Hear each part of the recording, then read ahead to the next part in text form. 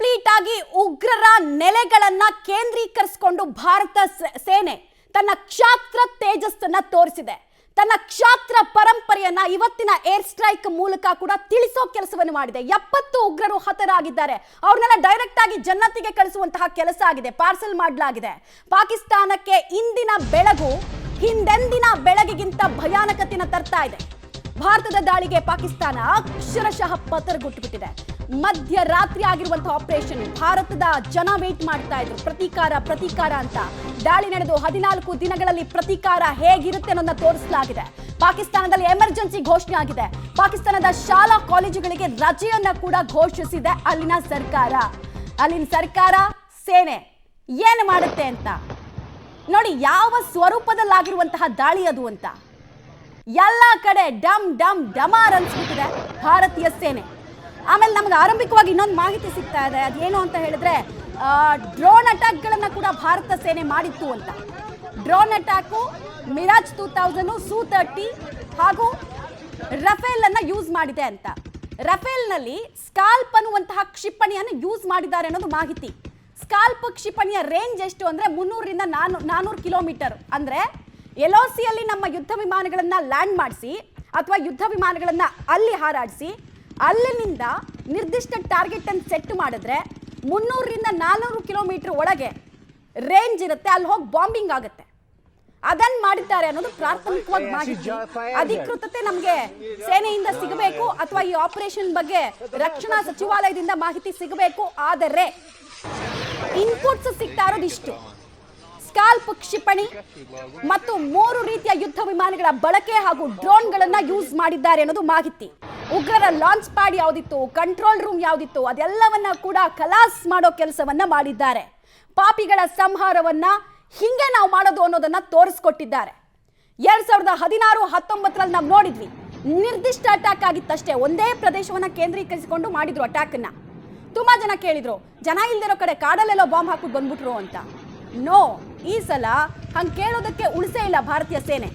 ಅಷ್ಟೂ ಜನ ಮೊಬೈಲ್ನಲ್ಲಿ ವಿಡಿಯೋ ರೆಕಾರ್ಡ್ ಮಾಡ್ಕೊಳ್ತಾ ಇದ್ದಾರೆ. ಭಯಾನಕತೆಯಿಂದ ಜೀವ ಉಳಿಸ್ಕೊಳ್ಳೋದಕ್ಕೆ ಗಾಡಿಗಳನ್ನು ತಿರುಗಿಸ್ತಾ ಇರುವಂತಹ ವಿಡಿಯೋ ಕೂಡ ಈಗ ವೈರಲ್ ಆಗ್ತಾ ಇದೆ. ಇದೆಲ್ಲವೂ ಕಂಡು ಬರ್ತಾ ಇರೋದು ಡೀಪ್ ಇನ್ಸೈಡ್ ಪಾಕಿಸ್ತಾನದಲ್ಲಿ. Deep inside, very very deep inside. ಅಂದ್ರೆ ಭಾರತ ಮತ್ತು ಪಾಕ್ ನಡುವೆ LOC ಇದೆಯಲ್ಲ, ಅದು 700 ಕಿಲೋಮೀಟರ್ ಇರುತ್ತೆ. ಭಾರತ ಮತ್ತು ಪಾಕ್ನ ಗಡಿ ಇದೆಯಲ್ಲ, ಅದು 2000 ಕಿಲೋಮೀಟರ್ ಇರುತ್ತೆ. ಆ ಗಡಿಯನ್ನ ಮೀರಿ 300 ಕಿಲೋಮೀಟರ್ ಒಳಗೆ ಹೋಗಿ ಹೊಡೆಯೋದನ್ನ ಡೀಪ್ ಇನ್ಸೈಡ್ ಅಂತ ಅಂತಾರೆ. ಅದನ್ನ ಇಲ್ಲಿ ಭಾರತೀಯ ಸೇನೆ ಮಾಡಿ ನೋಡ್ತಾ ಇದ್ದೀರಾ. ಅಲ್ಲಿ ಕೇವಲ ಕಟ್ಟಡಗಳ ಅವಶೇಷ, ಎಲ್ಲಿ ನೋಡಿದ್ರು ಬೆಂಕಿ ಹೊತ್ಕೊಂಡಿರೋದು, ಸರ್ವನಾಶ ಆಗಿರುವಂತಹ ಸ್ಥಿತಿಯಲ್ಲಿ ಕಟ್ಟಡಗಳು ಕಾಣಿಸ್ತಾ ಇದೆ. ಎಷ್ಟು ಜನ ಉಗ್ರರು ಸತ್ತಿದ್ದಾರೆ ಅನ್ನೋದ್ರ ಲೆಕ್ಕ ಕೂಡ ನಮಗೆ ಸಿಗತ್ತೆ. ಆಶ್ಚರ್ಯ ಏನಪ್ಪಾ ಅಂದ್ರೆ, ಪಾಕಿಸ್ತಾನ ಈ ದಾಳಿಯನ್ನು ಒಪ್ಕೊಂಡಿದೆ, ಹೌದು ನಮ್ಮ ಮೇಲೆ ಅಟ್ಯಾಕ್ ಮಾಡಿಬಿಟ್ರು ಅಂತ. ಇನ್ನೂ ಒಂದು ಕಾಮಿಡಿ ಏನಂದ್ರೆ, ನೆನ್ನೆ ಅಷ್ಟೇ ಪಾಕ್ ಆರ್ಮಿಯಿಂದ ಒಂದು ಟ್ವೀಟ್ ಬಂದಿತ್ತು ಆಚೆ, ನಮ್ಮ ಗಡಿ ರೇಖೆಯಲ್ಲಿ ನಾವು ಇಂಡಿಯನ್ ಆರ್ಮಿದು ಒಂದು ಫೈಟರ್ ಜೆಟ್ ಅನ್ನ ಡಿಟೆಕ್ಟ್ ಮಾಡಿದೀವಿ ಅಂತ. ಆದರೆ ಕೇವಲ ಡಿಟೆಕ್ಟ್ ಅಲ್ಲ ಸ್ವಾಮಿ, ಹೊಡೆದು ಬಂದಿದ್ದೀವಿ ನಾವು. ಆದರೂ ಅಲ್ಲಿನ ಏರ್ ಡಿಫೆನ್ಸ್ ಸಿಸ್ಟಮ್ ನಮ್ಮನ್ನು ಏನೂ ಮಾಡ್ಕೊಳಕ್ಕಾಗಿಲ್ಲ. ಅವ್ರು ಹೇಳ್ತಾ ಇದ್ರಲ್ಲ, ನಮ್ಮ ಹತ್ರ ಅದಿದೆ ಇದಿದೆ, ನಮ್ಮ ಹತ್ರನೂ ಕ್ಷಿಪಣಿ ಇದೆ ಅಂತೆಲ್ಲ, ಏನೂ ಮಾಡ್ಕೊಳಕ್ಕಾಗಿಲ್ಲ. ಹಾಗಾದ್ರೆ ಅವ್ರು ನಮಗೆ ಈಗ ಅಟ್ಯಾಕ್ ಮಾಡ್ತಾರೆ, ಇದೇ ರೀತಿ ಟಾರ್ಗೆಟ್ ಸೆಟ್ ಮಾಡಿ ಹೊಡೆಯೋದಕ್ಕೆ ಸಾಧ್ಯ ಇದೆ ಅಂತ ನಿಮ್ಗೊಂದು ಅನುಮಾನ ಬರ್ಬೋದು. ಸಾಧ್ಯ ಇಲ್ಲ. ಕಾರಣ ನಮ್ಮ ಹತ್ರ S-400 ಅನ್ನುವಂತಹ ಏರ್ ಡಿಫೆನ್ಸ್ ಸಿಸ್ಟಮ್ ಇದೆ, ಅದು ಆಕ್ಟಿವೇಟ್ ಆಗಿದೆ ಆಲ್ರೆಡಿ. ಸೊ ಯಾವುದೇ ಕ್ಷಿಪಣಿಗಳು ಬಂದರೂ ಕೂಡ ಅದನ್ನ ಹೊಡೆದುರುಳಿಸಕ್ ಆಗುತ್ತೆ.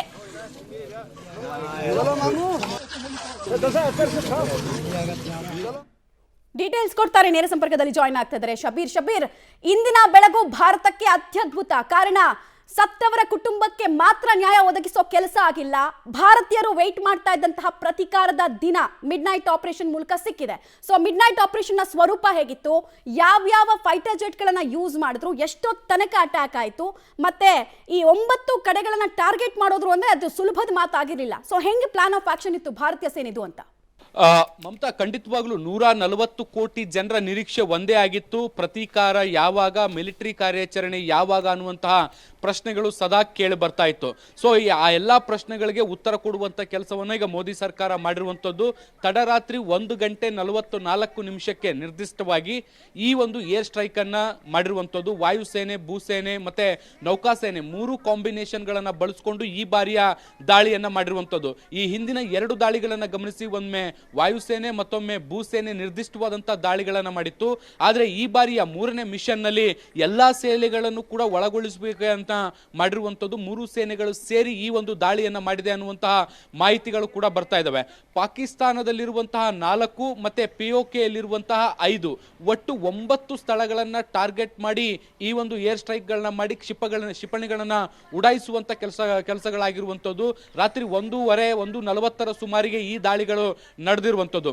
ಮುಖ್ಯವಾಗಿ ಪಾಕಿಸ್ತಾನದ ಹೆಡ್ ಕ್ವಾರ್ಟರ್ ನಂತಿರುವಂತಹ ಮುಜಾಫರ್ ಬಾದ್ ಏನಿದೆ, ಇಲ್ಲಿ ಅತಿ ಹೆಚ್ಚಿನ ದಾಳಿಯನ್ನ ಮಾಡಿರುವಂತದ್ದು. 2 ಪ್ರದೇಶಗಳಲ್ಲಿ ದಾಳಿಯನ್ನ ಮಾಡುವಂತ ಕೆಲಸವನ್ನ ಭಾರತದ ವಾಯುಸೇನೆ ಮಾಡಿರುವಂತದ್ದು. ಮುಖ್ಯವಾಗಿ ಈ ಸ್ಥಳ ಯಾಕೆ ಇಂಪಾರ್ಟೆಂಟ್ ಆಗುತ್ತೆ ಅಂದ್ರೆ, ಪಾಕಿಸ್ತಾನದ ಮತ್ತೆ ISI ಏನಿದೆ, ಈ ಎರಡೂ ಸೇರ್ಕೊಂಡು ಉಗ್ರರ ಜೊತೆಗೆ ಸಂಪರ್ಕ ಕಲ್ಪಿಸಿಕೊಳ್ಳಿಕ್ಕೆ ಒಂದು ಕಂಟ್ರೋಲ್ ರೂಮ್ ಅನ್ನ ಆ ಒಂದು ನಗರದಲ್ಲಿ ನಿರ್ಮಾಣ ಮಾಡ್ಕೊಂಡಿದ್ರು. ಆ ಕಂಟ್ರೋಲ್ ರೂಮ್ ಅನ್ನು ಕೂಡ ಈಗ ಉಡಾಯಿಸುವಂತ ಕೆಲಸವನ್ನ ವಾಯುಸೇನೆ ಮಾಡಿದೆ. ಇದನ್ನ ಉಳಿದಂತೆ ಇನ್ನು ಪಾಕಿಸ್ತಾನದಲ್ಲಿರುವಂತ ಇನ್ನೂ 2 ಸ್ಥಳಗಳ ಮೇಲೆ ಬೇರೆ ಬೇರೆ ಕಡೆ ದಾಳಿಯಾಗಿದೆ. ಇದನ್ನು ಹೊರತುಪಡಿಸಿ POK ಯಲ್ಲಿರುವಂತ 5 ಸ್ಥಳಗಳನ್ನ ಟಾರ್ಗೆಟ್ ಮಾಡಿ, ಅಂದ್ರೆ ಎಲ್ಲೆಲ್ಲೂ ಲಷ್ಕರ್ ಎ ತೊಯ್ಬಾ ಮತ್ತೆ ಜೈಷೆ ಮೊಹಮ್ಮದ್ ಉಗ್ರರು ಅಡಿಕು ಕೂಳ್ತಿದ್ರು, ಅವರ ನೆಲೆಗಳಂತ ಮಾಡ್ಕೊಂಡು ಕೂತಿದ್ರು, ಅಂತ ಸ್ಥಳಗಳನ್ನ ಗುರುತಿಸಿ ದಾಳಿಯನ್ನ ಮಾಡುವಂತ ಕೆಲಸವನ್ನ ಈಗ ಮಾಡಿರುವಂತದ್ದು. ಘಟನೆಯಲ್ಲಿ 70ಕ್ಕಿಂತ ಹೆಚ್ಚು ಉಗ್ರರು ಸಾವನ್ನಪ್ಪಿರಬಹುದು ಅನ್ನುವಂತ ಮಾಹಿತಿಗಳು ಕೂಡ ಈಗ ಸದ್ಯಕ್ಕೆ ಸಿಗ್ತಾ ಇರುವಂತದ್ದು. 3 ಯುದ್ಧ ವಿಮಾನಗಳನ್ನ ಇಲ್ಲಿ ಬಳಸಿಕೊಳ್ಳಲಾಗಿತ್ತು.